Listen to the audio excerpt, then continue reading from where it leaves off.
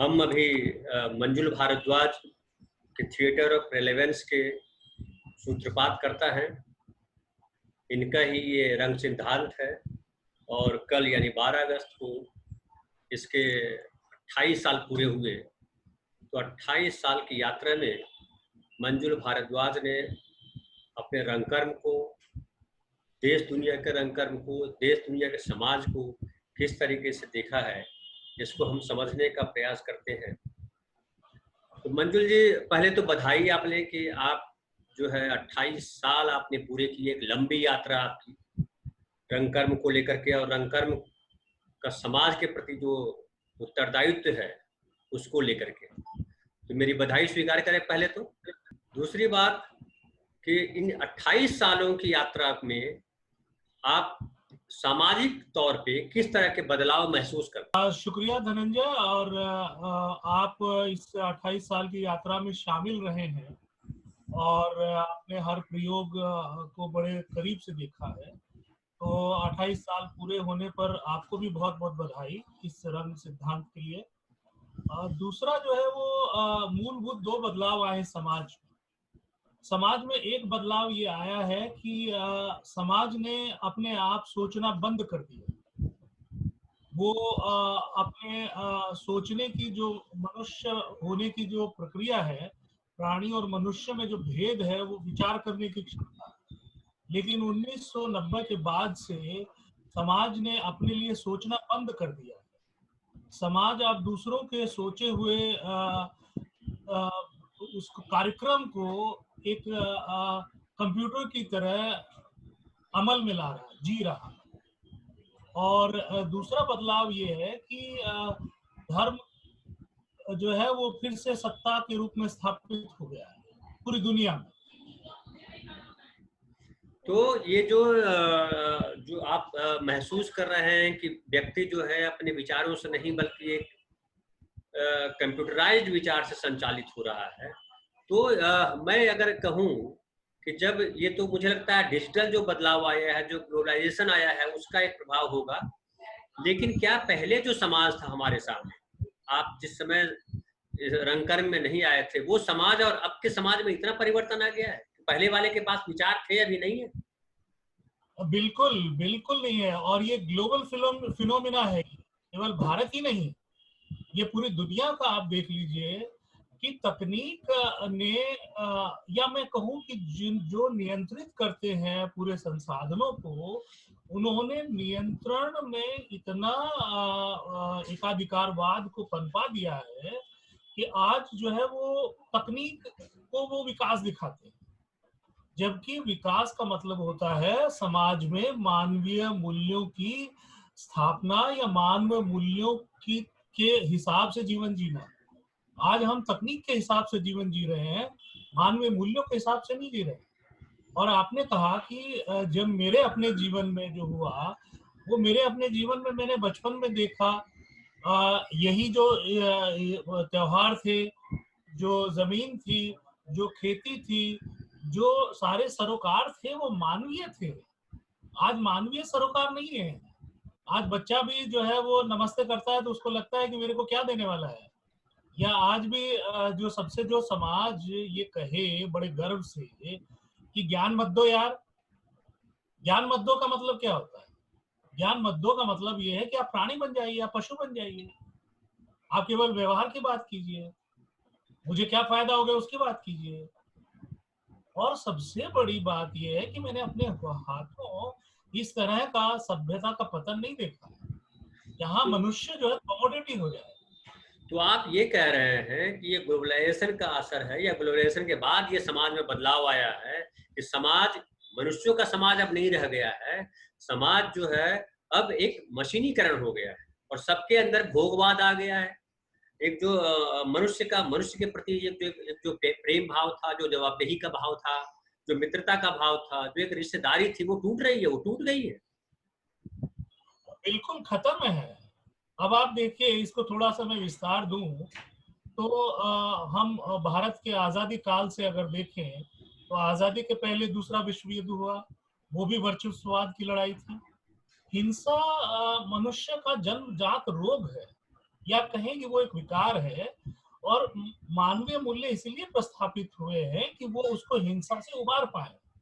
लेकिन जब से भूमंडलीकरण ने अपना विकराल रूप स्थापित किया है, वो आप देखिए एक दिन में नहीं हुआ।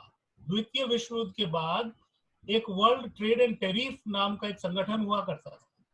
वो वर्ल्ड ट्रेड एंड टैरिफ जो है वो दो महाशक्तियों का जो संघर्ष था उसके दौरान वो बना रहा, वो संतुलन बना रहा कि भैया हम वर्चस्ववाद भी रखेंगे लेकिन मानवीय मूल्यों के साथ रखेंगे।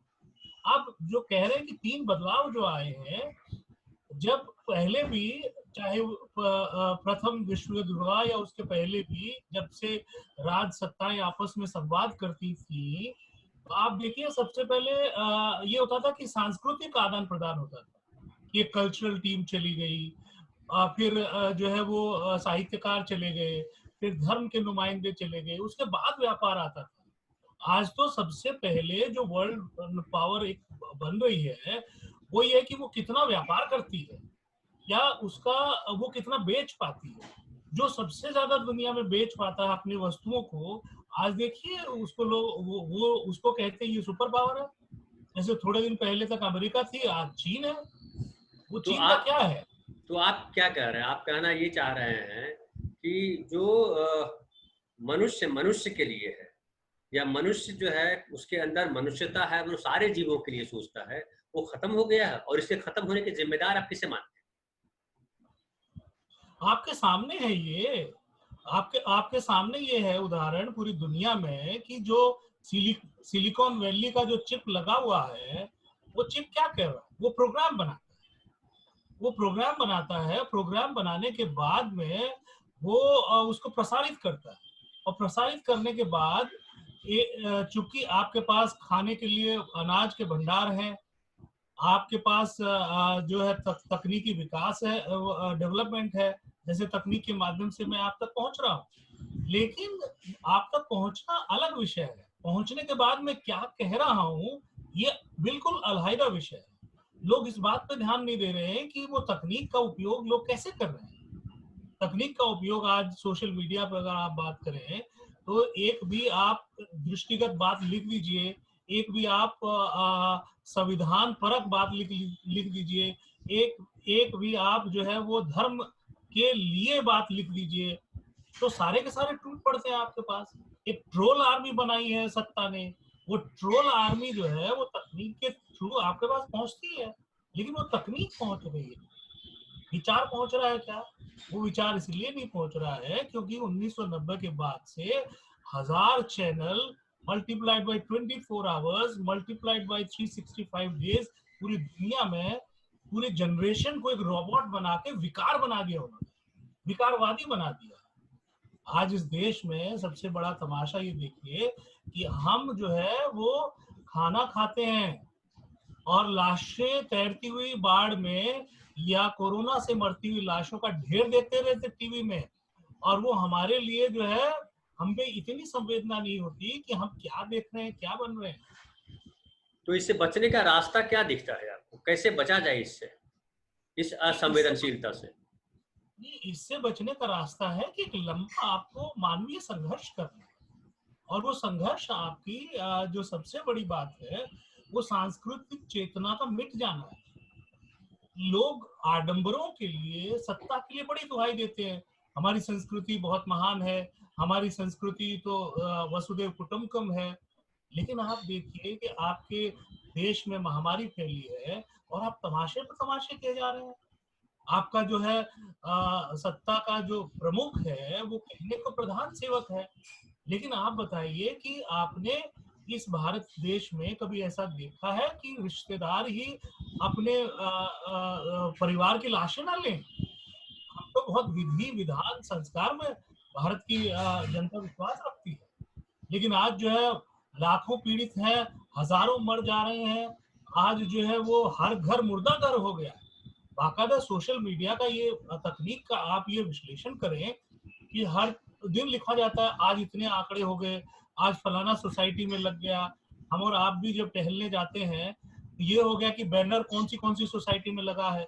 इसका मतलब यही है ना कि भाई आप कि घर मुर्दा घर हो गए। और इससे बचाने का आपको यही तरीका है कि आपको एक शुरू से संवाद स्थापित करना पड़ेगा और विचारों को जगाना पड़ेगा। और विचार कब जागते हैं? जब आपका आपकी आपकी चेतना जागती है। आपकी चेतना कब जागती है? जब आप मानवीय मूल्यों से रूबरू होते हैं। मतलब आप ये कह लीजिए कि इस तरह का कूड़ा है जो आर्टिफिशियल, आप दिल्ली में चले जाइए तो वहां एक कूड़ा पर्वत हो गया है। उसी तरह से समाज की बुद्धि पर इतना विकार जमा हो गया है कि वो कूड़ा हो गया है। मतलब एक तरह की एक तरह का ऐसा रोग है जिसमें आपको लगातार बड़ी सावधानी से, बड़े प्यार से, संवेदना से संवाद करना है। तो ये संवाद करेगा कौन? कौन हटाएगा इस विकार को? कौन उस कूड़े के ढेर को साफ करेगा?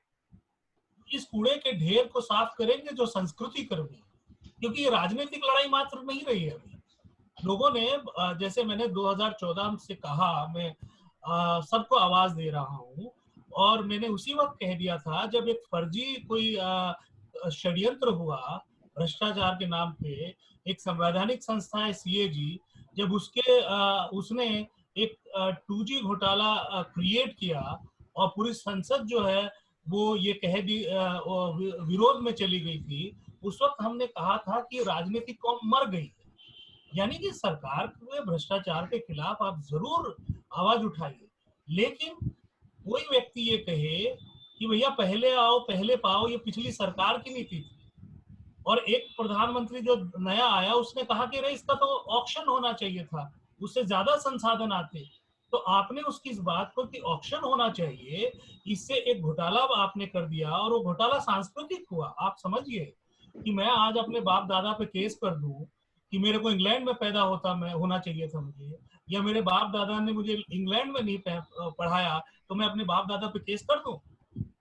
और वही हुआ कि जो सरकार भ्रष्टाचार के नाम पे आई, उसके आते ही वो सारे के सारे अपराधी बरी हो गए जो जेल में थे। और सीबीआई की अदालत ने कहा कि सीबीआई बड़ी बड़ी बात करती है पर एक सबूत पेश नहीं कर पाई। तो आप ये देखें कि, और ये राजनीतिक कौम इतनी मरी हुई है, इसमें पार्टियां छोड़ दीजिए, क्या वामपंथी है, क्या समाजवादी है, क्या कांग्रेस है, क्या बीजेपी है, सारी पार्टियां पॉलिटिकली मर गई हैं। पॉलिटिकल मतलब होता है कि जो पॉलिटिकल पद हो वो श्रेष्ठ होता है। ये जो वर्तमान पार्टी देके आई थी कि प्रधानमंत्री के दफ्तर का कद घटा दिया, लेकिन आज तो वो कद बिक गया, कद ही नहीं रहा, खत्म हो गया। और तो इसके लिए संस्कृति कर्मियों को आगे आना पड़ेगा और उनको सबसे पहले सांस्कृतिक चेतना जगानी पड़ेगी। मेरा सवाल लंबा हो रहा है, जवाब लंबा हो रहा है, उसमें एक लाइन और जिसको आप कैसे आगे बढ़ाएंगे कि ये काम गांधी ने किया था। गांधी ने भारत की सोई हुई चेतना को जगाया। ये तो मंजुल भारद्वाज ने जो एक रंगकर्म में जो एक था कि रंगकर्म बस कला के लिए है, रंगकर्म एक शो था, उसको रंगकर्म को उन्होंने बदलने का प्रयास किया कि रंगकर्म का जीवन से संबंध हो, रंगकर्म कला के लिए ना हो केवल, बल्कि रंगकर्म जीवन को बेहतर बनाने के लिए। तो जो मंजुल भारद्वाज रंगकर्म को जीवन को बेहतर बनाने के लिए शुरुआत की थी जिस रंगकर्म की, उस रंगकर्म की आज क्या भूमिका है, वो क्या कर रहा है? देखिए, जो थिएटर ऑफ रेलेवेंस नाट्य सिद्धांत है, उसने इन सारे जो प्रस्थापित मापदंड उनको खारिज कर दिया। वो शीतकालीन दो शक्तियों की वजह से ये कहा जाता था दुनिया में कि एक शक्ति कहती थी कला का सरोकार है, और दूसरी शक्ति कहती थी कला का काम है नाचना गाना।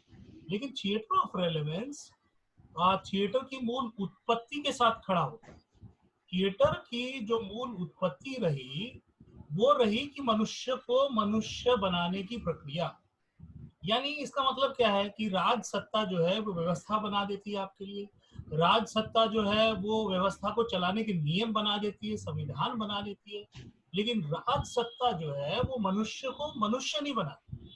यानी कि मनुष्य को मनुष्य बनाने का काम या वो भाव ही कला है, या वही कलात्मक प्रक्रिया है। और रंगकर्म की या कलाओं की उत्पत्ति इसी उद्देश्य के लिए। इसीलिए थिएटर ऑफ रेलेवेंस में रंग कर्म को नाचने गाने के हुनर के रूप में नहीं देखा। रंग का मतलब होता है विचार। जैसे आप देख लीजिए, कोई लाल रंग आपके सामने आ गया, पीला रंग आ गया, आपके सामने हरा रंग आ गया, सफेद रंग आ गया। हर एक रंग आप पूरे समाज से बात करिए तो बता देगा। सफेद रंग का मतलब शांति है, लाल का मतलब बदलाव है, क्रांति है, प्यार है, हरे का मतलब ये है कि आपकी खुशहाली है। तो रंग का मतलब होता है विचार, और रंगों का कर्म यानी कि रंग कर्म। ये ये परिभाषा थिएटर ऑफ रेलेवेंस ने पूरी दुनिया के रंग जगत को दी है। तो थिएटर ऑफ रेलेवेंस ने पिछले 28 वर्षों में समाज में क्या बदलाव लाया है? जब समाज चला जा रहा है मशीनीकरण की तरफ, समाज की संवेदना कम होती जा रही है, समाज जो है अपने तक सीमित होता जा रहा है, या व्यापार तक सीमित होता जा रहा है, या अपने सुख तक सीमित होता जा रहा है, ऐसे में थिएटर ऑफ रेलेवेंस अपना औचित्य कैसे साबित कर रहा है, अपनी महत्वपूर्णता कैसे साबित कर रहा है? देखिए, ये बहुत ही इत्तेफाक है, या कह लीजिए कि ये ऐतिहासिक घटना एक तरह से समझे कि 12 अगस्त 1992 को थिएटर ऑफ रेलेवेंस नाट्य सिद्धांत का सूत्रपात हुआ। और 1992 का वर्ष जो है भारत के इतिहास में एक लैंडमार्क है कि 6 दिसंबर को जो हुआ, और 6 दिसंबर 1992 को जो देश में हुआ, उसने आज पूरा तख्ता पलटा हुआ है।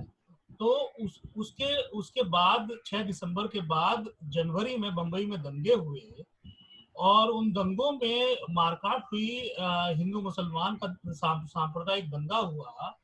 और आप कह लीजिए कि उसी सांप्रदायिक दंगे के तहत या उसी वैमनस्य में देश के विभाजन के समय गांधी की हत्या कर दी गई थी, क्योंकि गांधी जो है वो हिंदुस्तान पाकिस्तान को एक करने की तरफ प्रतिबद्ध थे।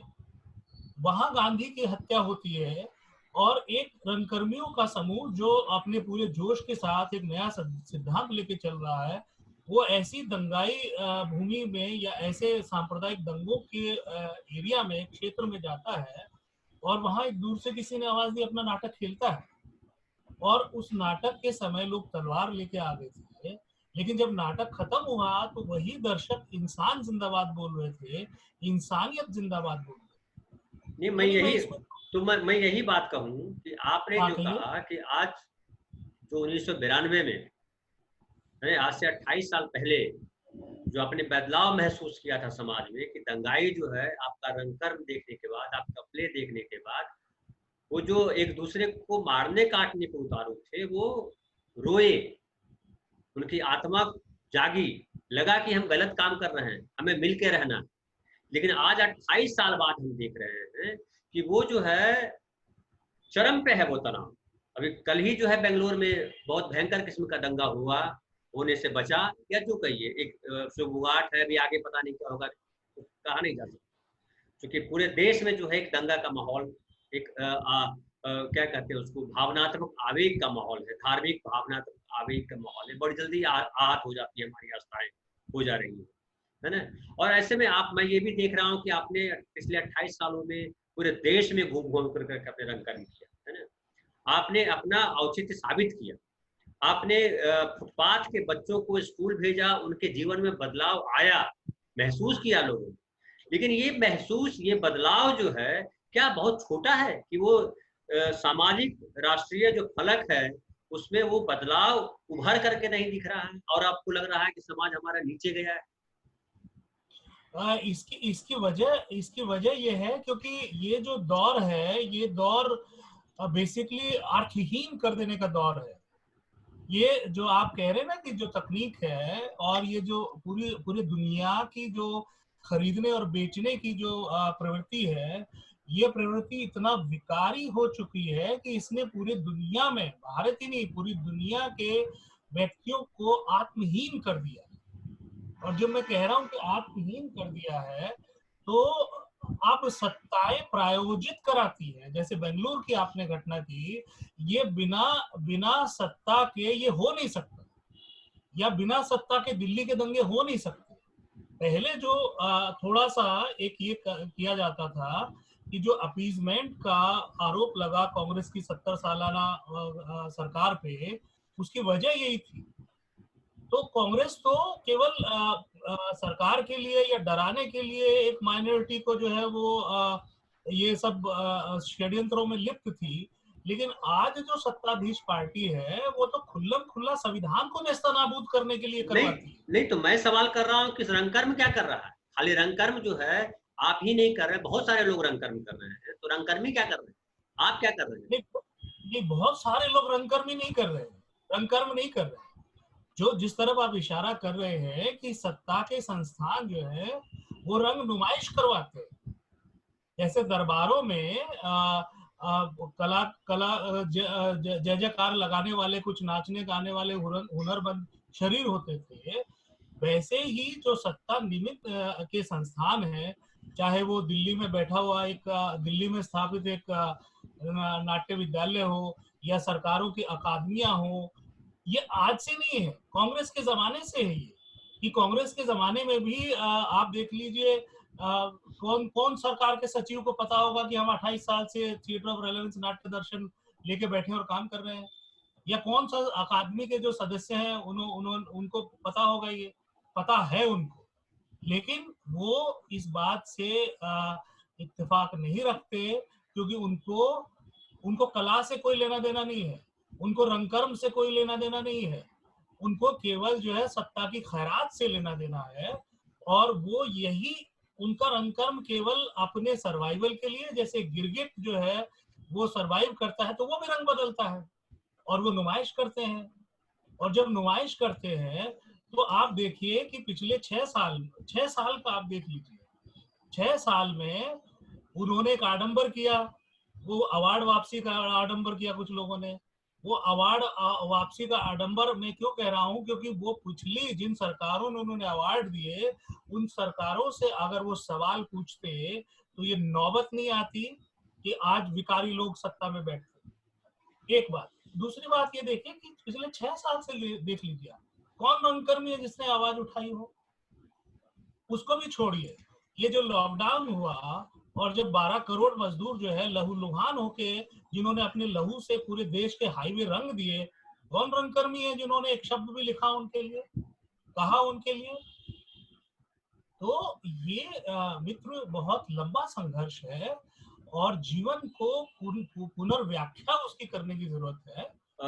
मंजुल भाई, मैं एक देख रहा हूँ कि ये जो आप रंगकर्म के लिए, मैं तो आपको करीब से जानता हूँ इसलिए मैं कह सकता हूँ कि रंगकर्म को लेकर के जो आपकी प्रतिबद्धता है, रंगकर्म को जो आपने सामाजिक चेतना या राजनीतिक चेतना को जगाने का माध्यम मान रखा है, रंगकर्म का जो मूल स्ट्रीम है, मेन स्ट्रीम जिसको कहते हैं, मुख्य धारा जो है, वो इसको नहीं मानता है।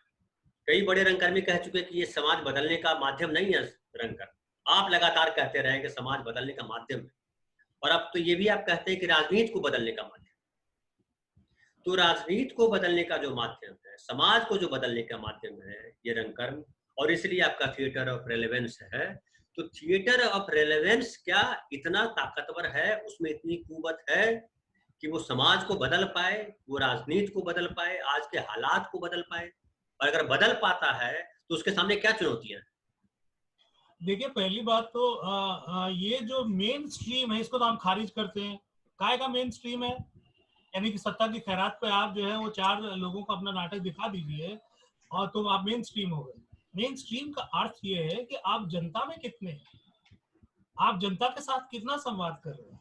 जैसे हमारे 28 साल की जो सबसे बड़ी बात ये है वो ये है कि भाई दर्शकों की वजह से हम हैं, सत्ता के खैरात की वजह से नहीं है, कोई कॉर्पोरेट के फंडिंग की वजह से नहीं है। जमीनी जो रंगकर्म है, जो आप इस बात को जानते भी हैं, उदाहरण भी हमारे यहाँ तो सारे कलाकार विषय भी तय करते हैं और दर्शकों से संवाद करते हैं, संवाद करके नाट्य प्रस्तुति आयोजित करते हैं। यानी कि हमारे प्रोड्यूसर या निर्माता की अगर बात करें वो, तो वो तो दर्शक है हमारे। और दूसरी बात यह है कि इसलिए ताकत है कि हम आज भी इस विपरीत काल में, इस अर्थहीन काल में हम जिंदा हैं। और जिंदा इसलिए हैं क्योंकि हम विवेक सम्मत बात कर रहे हैं। जिंदा इसलिए हैं क्योंकि हमने जहां जिस राज्य में रहते हैं उसकी सत्ता को परिवर्तित कर दिया अपने रंगकर्म से। अब ये बात जो है वो क्या नाम है, लोग इस पर चर्चा नहीं कर रहे हैं। नहीं कि वो लेकिन लोग क्यों। नहीं नहीं नहीं लेकिन ये जो आप बात कर रहे हैं कि आपके रंगकर्म की वजह से सत्ता बदल गई यहाँ पे, तो सत्ता तो मुझे लगता है बदली इसलिए कि शिवसेना और बीजेपी में मेल नहीं हुआ। अगर शिवसेना और बीजेपी में मेल हो जाता तो सत्ता तो उसी की रहती। आप कैसे ये दावा कर रहे हैं? ये क्यों मेल नहीं हुआ, उसका विश्लेषण कीजिए ना, क्यों मेल नहीं हुआ। मेल इसलिए नहीं हुआ कि जो एक वर्चस्ववाद की कुंठा थी या दूसरे को निगल जाने की प्रक्रिया थी, तो हमारे जैसे जो रंगकर्मी हैं उन्होंने राजनीति को एक बहुत पवित्र नीति माना। राजगति नाटक में जो डिफाइन किया हमने हमने किसी पार्टी के लिए नाटक नहीं किया है, ये समझ लीजिए।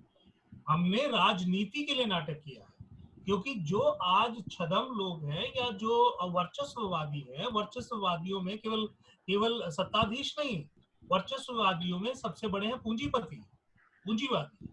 पूंजीवादियों ने क्या खेल किया है पूरी दुनिया में, जो डेमोक्रेसीज हैं उसमें सबसे बड़ा खेल क्या किया है कि उन्होंने भारत जैसे देश में राजनेताओं को बहुत ही तुच्छ इमेज क्रिएट कर दी उनकी, नहीं कि लेकिन आज राजनेता। लेकिन आज भी वही स्थिति है। आज भी जो सत्ता बदली है उसके सामने जो पूंजीपति हैं वो बड़े हैं।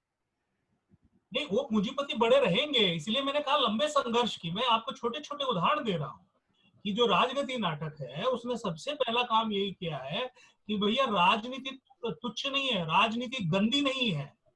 आप राजनीति को गंदी कहेंगे तो आप अपने पांव पे कुल्हाड़ी मार रहे हो, क्योंकि आप भगवान में भरोसा करें या ना करें, आप कुदरत में विश्वास करें, लेकिन आपके जीवन के बेहतर के लिए जो निर्णय लेते हैं वो राजनीति से प्रेरित लोग, जो निर्मित सत्ता वही लेती है। और चूंकि पूंजीवादी धड़ा जो है ये चाहता है कि आप राजनेताओं को गलिच कहते रहे, तुच्छ कहते रहे, तो राजनेता उसकी पॉकेट में रहेंगे और चुनावों में धन का बोलबाला रहेगा। यही हमने राजगति नाटक से किया। और राजगति नाटक जो है, बहुत सारे लोग पूछते हैं जब मैं ये बात कहता हूँ कि अरे कितने लोगों ने देख लिया भाई, 12 करोड़ 18 करोड़ की जनसंख्या महाराष्ट्र की।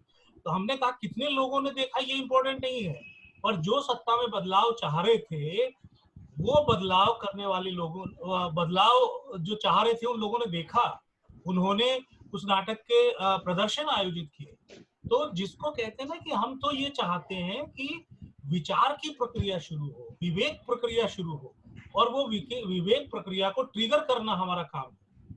आज भी हम ये चाहते हैं कि सत्ता परिवर्तन हुआ एक बात है, लेकिन हम तो चाहते हैं कि राजनीतिक समझ में परिवर्तन हो और विचार सम्मत हो। तो एक आखिरी सवाल अब, क्योंकि समय भी हमारा हो रहा है, कि ये बताइए कि अभी जो है जो जो हालात हैं, जो रंगकर्म है, जो समाज है, जो हमारे सामने रोजगार है, जो सत्ता है, इसको इस माहौल में आप कितने सकारात्मक दिखते हैं, होकर के देखते हैं समाज को? समाज को क्या क्या बदलाव आने वाला है? क्या और बेहतर होने जा रहा है कि बुरा होने जा रहा है? और एक और उसमें उससे उससे जुड़ा हुआ सवाल आपका हमारा रहेगा कि रोजगार जबकि बहुत बड़ा सवाल है आज हमारे सामने, तो आपके साथ जो रंगकर्मी है या आपका जो रंगकर्म है वो आर्थिक आधार कैसे खड़ा करे? देखिए, समाज में कई बार आपके पास पर्याय होते हैं, विकल्प होते हैं। आज हमारे पास विकल्प नहीं है, क्योंकि हम जिस तरह से मानवता को मरते हुए देख रहे हैं, जिस तरह से अभी आपके सामने 5 अगस्त को बड़ा पाखंड हुआ, ना वो संवैधानिक था, ना वो भगवान के नाम पे था। यानी कि आप हिंदू हैं और हिंदू मंदिर की स्थापना कर रहे हैं तो वहां शंकराचार्य नहीं है आपका। आप अगर संविधान सम्मत उसको कहते हैं तो एक देश का जो है वो व्यक्ति जा सकता है, एक देश का प्रधानमंत्री इस तरह के पाखंड में शामिल हो। तो ये बातें जो हैं वो इस तरह रसातल में है। इसलिए हमने अपनी दृष्टि पत्र में कहा भी है कि ये सांस्कृतिक सृजनकारों की जरूरत है आज। तो हम जो रंगकर्मी हैं उनके पास कोई चॉइस नहीं है, हमें सकारात्मकता और सरोकार ही हमारा प्राण है।